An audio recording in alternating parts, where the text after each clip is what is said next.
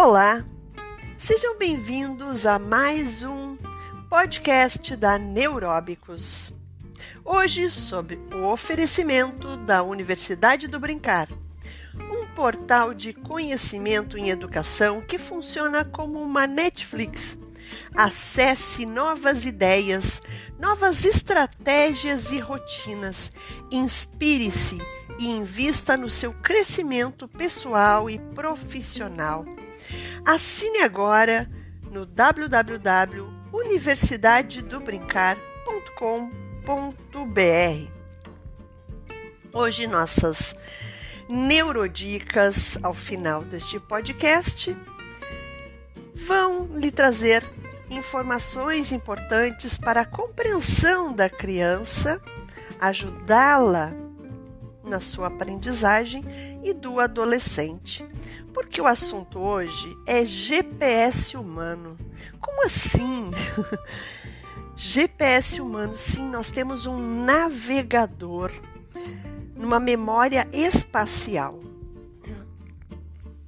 Quando a criança nasce, a sua visão é bastante embaçada até os aproximados 8 meses de esterogestação. O que seria isso? Quando a criança nasce, antes ela tem uma vida intrauterina de 9 meses e após nascer ela ainda fica num período gestacional externo junto à sua mãe, que é o seu primeiro ego, é o seu sustento e sobrevivência. Então, esse sistema visual ainda vai passar por um processo de maturação. Por isso,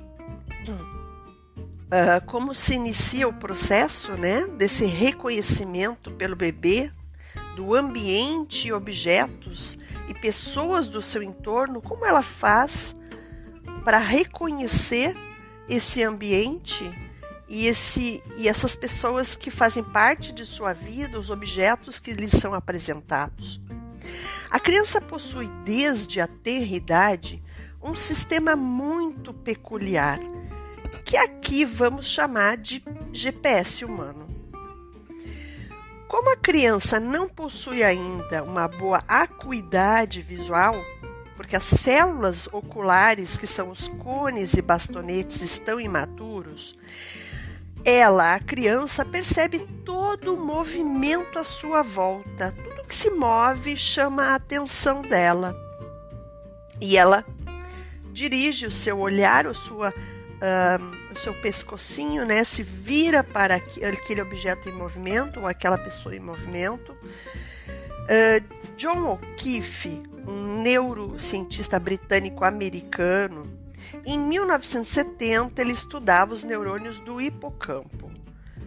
Para quem ainda não assistiu, eu sempre convido a assistir os podcasts anteriores. Nosso podcast número 2 traz o assunto memória e é onde eu falo um pouco mais aprofundado sobre o hipocampo. O hipocampo é o principal centro de memórias. Então, O'Keefe estudou o centro de memórias em ratos. Quando identificou, então, células localizadas no lobo temporal e no córtex entorrinal, que são próximos do hipocampo, registrando memória espacial, um sistema de circuitos capaz de mapear o nosso entorno. Mais tarde, na segunda década do nosso século, do século que estamos agora, século XXI, próximo a 2013, um casal de psicólogos noruegueses, a May Britt e o Edward Moser, aprofundaram os estudos de O'Keefe sobre essas células de local que O'Keefe chamava de play cells. E descobriram, May e Edward Moser, eles descobriram novas células que trabalham em conjunto com as play cells, as quais deram o nome de grid cells, que são células de quadrículas. Essas células, elas são capazes de formar ou registrar campos espaciais na forma de padrões triangulares ou hexagonais. Estamos falando, e num outro podcast eu vou me aprofundar sobre isso, mas estamos falando de algo muito parecido com o que Leonardo Fibonacci nos deixou sobre a natureza, que tudo tem um padrão. E esse padrão vem ao encontro desse padrão de campos espaciais que são os hexágonos. Muito incrível isso, mas eu não vou me aprofundar nesse podcast. Fica aí apenas uma dica de algo que ainda vamos falar.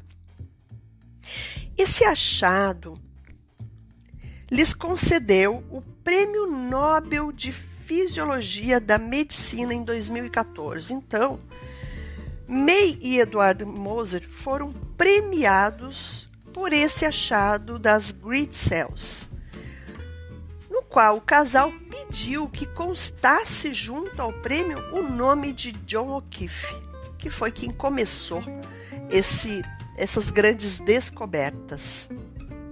Então, levando para uma situação prática, quando você muda de residência e vai para um novo bairro ou uma nova cidade, numa nova casa, a primeira coisa que acontece é seu olhar percorrer o bairro.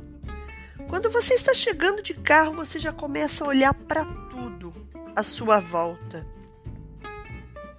Na casa, você mapeia inconscientemente todos os cantos e fica muito alerta a todo movimento que acontece. Este é o seu GPS em ação, o seu navegador, seu córtex entorrinal e o lobo temporal medial, conectados ao hipocampo, executando um rastreio com suas place e grid cells. O movimento de seus olhos durante a vistoria é o que chamamos de movimento sacádico. É sua atenção visual ligada a outra área importante, que é o núcleo pulvinar, também próximo de toda essa região central do cérebro. Está em plena atividade.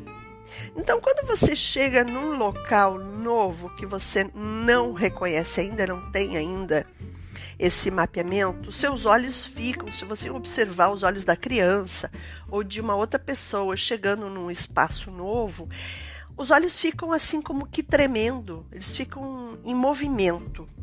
É esse movimento que chamamos de sacádico e que a criança tem com grande intensidade, porque para ela muitas coisas ainda são novas. Enquanto você percorre sua nova moradia, seu lobo temporal medial vai registrando seu posicionamento, as células de local aumentam seus disparos para pontos específicos. Localiza a primeira esquina da rua, criando referências. Ela localiza um prédio à frente da sua casa ou uma loja específica e já grava o nome dessa loja. E assim, ao passar por sua nova rua, todos os dias, as sinapses desse seu GPS vai progressivamente se estabilizando até entrar em habituação. Nós já falamos de habituação e de sensitivação no podcast número 2 sobre memória. Se você ainda não viu, sempre aconselho que veja o meu podcast anterior para que você compreenda melhor o conhecimento que estou trazendo agora, porque existe aí uma cadeia entre os episódios. Então, ele gera, esse processo gera uma memória que é um mapa espacial de seu novo território. ao lembrar seus pontos de referência do entorno de sua casa, você lembrará da geografia do local. Então, para concluir esta primeira parte do nosso podcast de hoje, até agora do que conversamos em nosso podcast número 2 sobre memórias e neste sobre memória espacial, pode parecer que o papel do hipocampo, essa região centro da memória e também muito relacionada às emoções, é algo fácil de se entender, mas não é nada fácil. Uma área que continua em franca investigação. Possui ainda o labirinto radial que requer memória das localizações dos braços já explorados. Assuntos que precisamos dividir devido a esta quantidade de informações. Então, eles irão aparecer posteriormente em novos episódios. Os estudos dos nossos neurocientistas aqui tratados hoje ainda trazem uma proposta de John O'Keefe e de Lynn Nedel, que foi chamado de teoria do mapa cognitivo, onde o hipocampo se mostra especializado na criação de um mapa espacial do ambiente. E existe muito mais a se explorar, como, por exemplo, as aferências sensoriais que podem construir novas memórias pela integração de uma variedade de experiências sensoriais associadas a um evento que vai formar também a memória episódica, como uma situação que eu vou dar exemplo aqui, em que o tema musical de um programa de televisão é integrado com memórias de pessoas e lugares que estiveram presentes com você durante aquele tema musical. Ou então, aqui no Brasil, vou dar um exemplo daquela musiquinha do Ayrton Senna, né?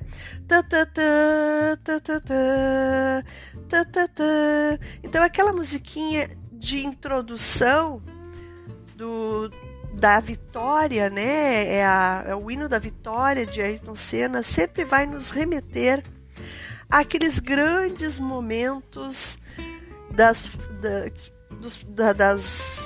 competições de Fórmula 1, em que o pessoal da minha época, né, se acostumou nos domingos, traz um pouco de nostalgia ainda, né? Traz um pouco de uma emoção que a gente deixou de viver e que faz parte da história do brasileiro. Então, principalmente, a música vai nos trazer um registro também de ambiente, porque isso nós iremos falar também em outro episódio. A música são ondas, ela vem da física, né? Para explicar a música a gente precisa falar de física, por isso aguardem que virão novos conhecimentos incríveis sobre a música. Então vamos às neurodicas de hoje. Num oferecimento da Universidade do Brincar, venha aprender conosco em diferentes áreas, gestão pessoal e financeira, essa parte está muito incrível, educação, brincadeiras e jogos, dicas de psicanálise para entender a infância, educação física, educação infantil, educação inclusiva, coach e neurociência comigo. Você acessa então o www.Universidade do Brincar. Faça a sua inscrição mensal por R$ 59,90 ou semestral com um descontão. Acesse o link então e venha para a única Universidade da Ciência do Brincar. Neurodicas de hoje. A primeira, a criança enxerga detalhes e não o todo. Então, a criança tem o seu hemisfério direito amadurecido e o seu esquerdo em desenvolvimento. Portanto, ela enxerga, principalmente com o movimento sacádico, os detalhes. Eu vou citar então um exemplo aqui que é um quebra-cabeça. Pergunto para você, como você monta o quebra-cabeça? E como a criança monta? Toda criança pequena, até os aproximados 6 anos, vai montar pelos detalhes, pela cor, pelos detalhezinhos do desenho. E o adulto, que já tem um desenvolvimento intenso do hemisfério esquerdo, não quer dizer que ele não tenha o direito, mas a maior parte dos adultos vai montar esse quebra-cabeça pelas bordas, porque ele enxerga o todo. Então, não quer dizer que não tenham pessoas adultas que não montem pelos detalhes. Isso quer dizer que ela tem um bom desenvolvimento e uma atividade cotidiana desse hemisfério direito também. Mas serão coisas que a gente irá aprofundar. Então, só para dar uma ideia do porquê que a criança enxerga detalhes.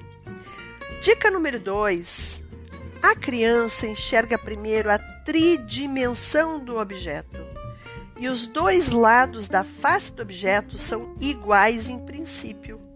Por isso que amanhã a gente vai falar sobre isso, né, no nosso próximo podcast, mas a letra para ela não tem um lado certo, por isso a criança acaba espelhando no início do seu processo de alfabetização, espelhando a letrinha, né?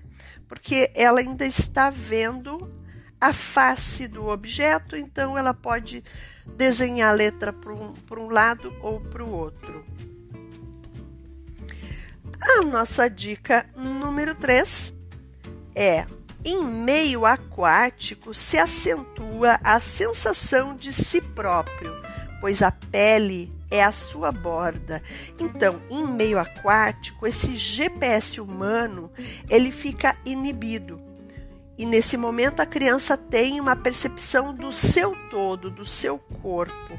Então é um êxtase para ela estar no meio aquático, mas ela precisa ser apresentada a esse meio aquático depois dos 6 meses, porque até os 6 meses ela tem ainda o reconhecimento interno da sua vida intrauterina, quando ela estava se desenvolvendo num meio líquido, né? Após esses 6 meses, ela precisa de novo ser apresentada a essa sensação da água, e ela sempre é apresentada de preferência pela mãe ou a sua substituta suficientemente boa. Dica número 4. Como a criança não enxerga ainda distâncias, os objetos próximos são importantes para a sua orientação espacial.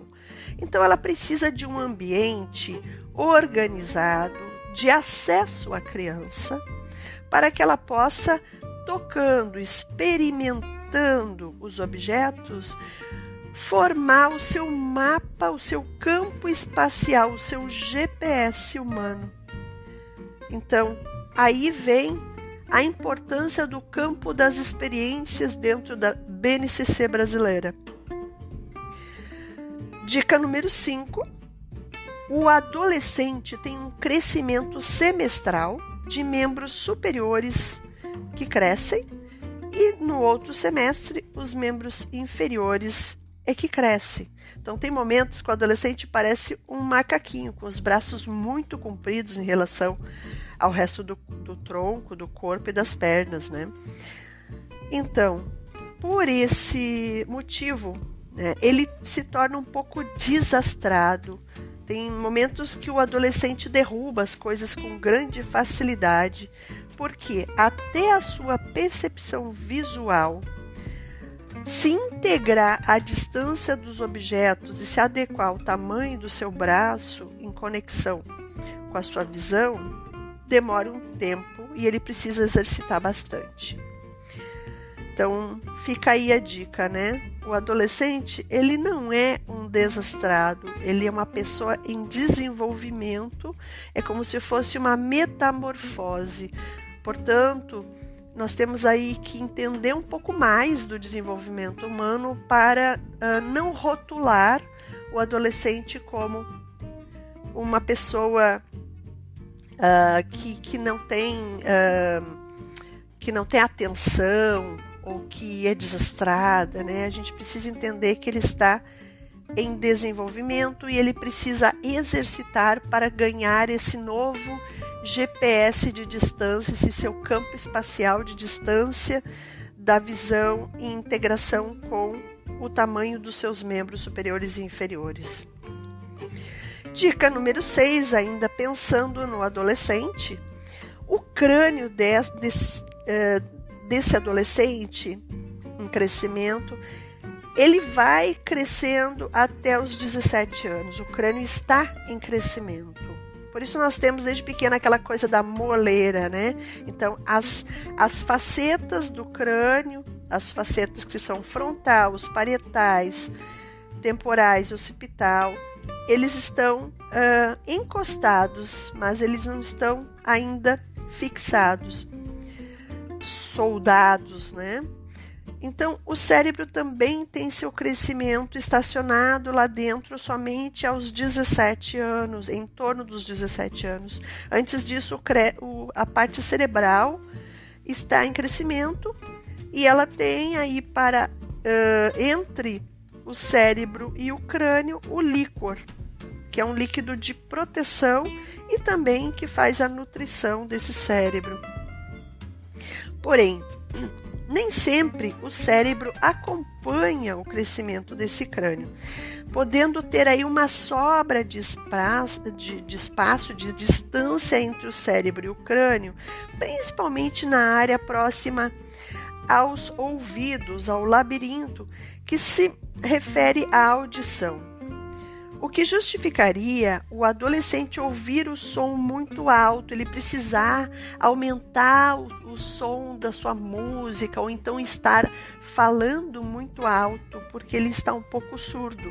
E essa surdez é fisiológica, nem sempre vai ser patológica. No momento em que o cérebro encerra o seu crescimento, esse fenômeno pode começar a cessar e a pessoa começa a baixar seu tom de voz. Espero que tenham gostado desse nosso podcast sobre o GPS humano.